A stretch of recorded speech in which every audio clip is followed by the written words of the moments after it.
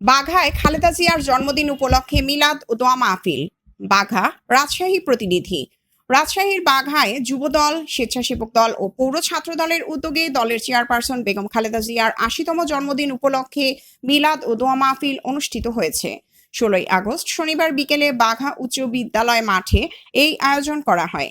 পবিত্র কোরআন তেলাওয়াতের মধ্য দিয়ে আলোচনা সভা শুরু হয়। মিলাদ ও দোয়া মাহফিল ও আলোচনা সভায় বেগম খালেদা জিয়ার সুস্থতা ও দীর্ঘায়ু কামনা করা হয়। একই সঙ্গে ১৯৭১ সালের মুক্তিযুদ্ধের শহীদ, ৯০-এর গণতান্ত্রিক আন্দোলনের শহীদ এবং ২৪-এর গণ অভ্যুত্থানের শহীদদের আত্মার মাগফিরাত এবং আহতদের দ্রুত সুস্থতা কামনা করে বিশেষ দোয়া করা হয়। জেলা যুবদলের সদস্য, উপজেলা যুবদলের সাবেক যুগ্ম আহ্বায়ক, বাঘা সরকারি শাহাদৌলা ডিগ্রি কলেজের ছাত্রদলের সাবেক সভাপতি আলামিন জামিদার সভাপতির বক্তব্যে বাংলাদেশ পুনর্গঠনে শহীদ রাষ্ট্রপতি জিয়াউর রহমানের অবদানের কথা তুলে ধরেন।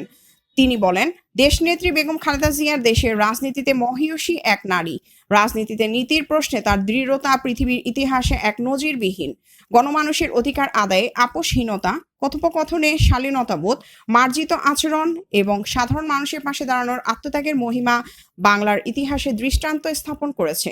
এ সময় উপস্থিত ছিলেন সাবেক সদস্য সচিব, রাজশাহী জেলা জিয়াগঞ্জ মোহাম্মদ শিমুল হোসেন, সাবেক সহসভাপতি জেলা ছাত্রদল গোলাম মুস্তাকিন তুষার, সাবেক রাজশাহী জেলা ছাত্রদলের বিজ্ঞান ও প্রযুক্তি বিষয়ক সম্পাদক আশিক ইকবাল হিমেল, সাবেক যুবদল সদস্য হাসিবুল ইসলাম, উপজেলা ছাত্রদলের যুগ্ম আহ্বায়ক আমির হাসনাত রনি, পৌর যুবদলের সদস্য শরীফুল ইসলাম শিবা, পৌর যুবদলের সদস্য আল ইমরান সাইদ, পৌর স্বেচ্ছাসেবক দলের ১ নং যুগ্ম আহ্বায়ক ফয়সাল আহমেদ, পৌর যুবদলের সদস্য মোয়াজ্জেম হোসেন টুটুল, পৌর স্বেচ্ছাসেবক দলের সদস্য নাসির প্রমুখ নেতৃবৃন্দ। খালেদ মাহমুদ মিঠুর সঞ্চালনায় দোয়া পরিচালনা করেন হাফিজ রাসেল আহমেদ।